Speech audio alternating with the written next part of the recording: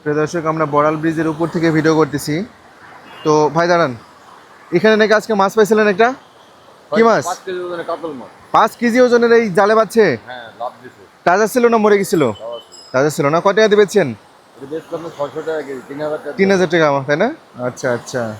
এগুলো কি সব ওই পুকুরের ভাইসে আসা মাছ নাকি নদীর মাছ? মাছ ধরেন তোলা যায় না, এখন ভাষা মাছ তো সবই মানুষ মারা নিয়ে নেয়। এখন নদীতে যেসব মাছ আসছে সব তো আপনার পুকুরের মাছ বলে মানুষ নদীর মাছ বলে চালাচ্ছে। আপনার এদিকার মানুষ বলে একটা সব ধান্দা মাছ, সব ধান্দা মানে, বুঝি তো। এখন নদীর পানি হওয়া মানে যেখানে সেখানকার মাছ নিয়ে আসি বলবে এটি নদীর মাছ।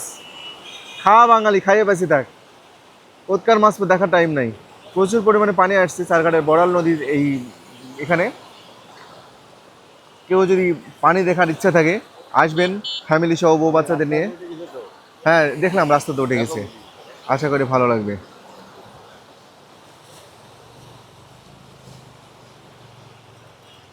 এটা হলো চারঘাট, আমাদের চারঘাট।